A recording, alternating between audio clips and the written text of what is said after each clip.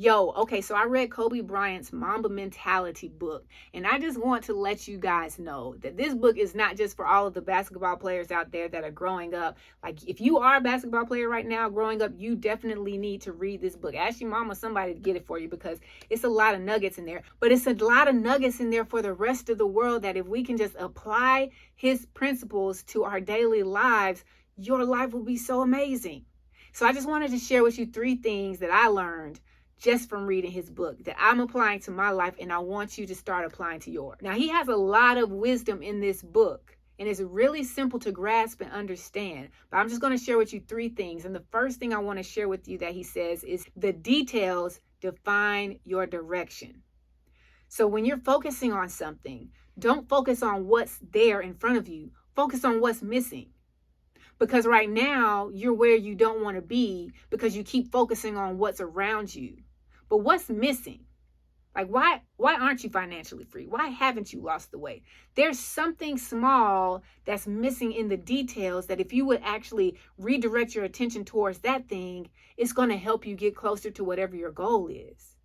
And when you focus on the details, it directs you, because now you can go from seeing, well, here's some small details that tell me what's working, but they're also telling me what's not working.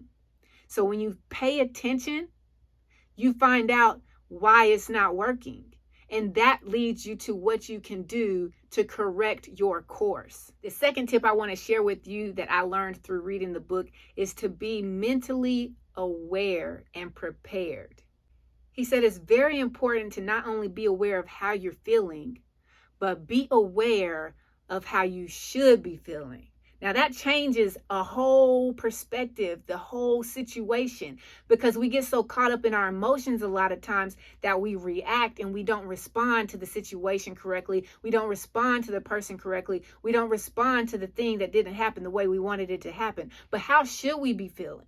If we can focus more on how we should be feeling in a moment of discomfort, in a moment of inconvenience, in a moment of stress and anxiety, if we can focus on how we should be feeling in those moments, we can redirect that energy and shift it in such a way that it actually starts to benefit us, as opposed to getting deeper sunken into this feeling of despair and this feeling of dissatisfaction with our efforts, with our work, with where we are, with what we haven't been doing. Shift your focus from focusing on how you're feeling right now, because it's easy to know how you're feeling in the moment, but shift it to focusing on how should I be feeling? Because if I'm feeling how I should be feeling, then I'm going to make it to my goal no matter what.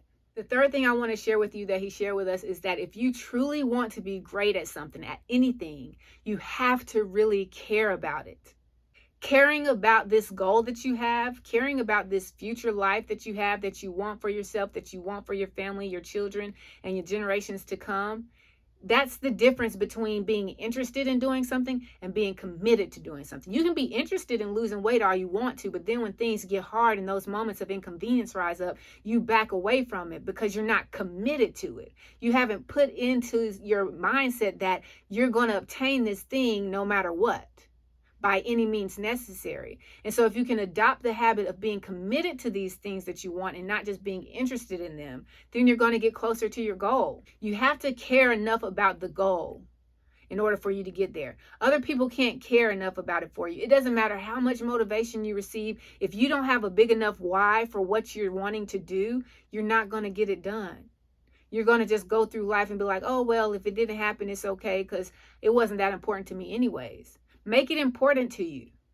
Make yourself care about it so much so that you can't not do what's required for you to accomplish the goal. So pay attention to the details because they're going to lead you where you need to go. Be mentally prepared and aware so that you can acknowledge how you're feeling and how you should be feeling, and really care about this thing that you say that you want so that you can be not only interested in it, but truly committed to what it is that you're trying to accomplish. But come through below if you're thankful that God woke you up this morning, because gratitude is the best way to start the day. Best way to start the day. Y'all didn't ask for that, but I gave it to you anyways. And I'm gonna keep the videos coming. So stay tuned for more videos like this. She gone.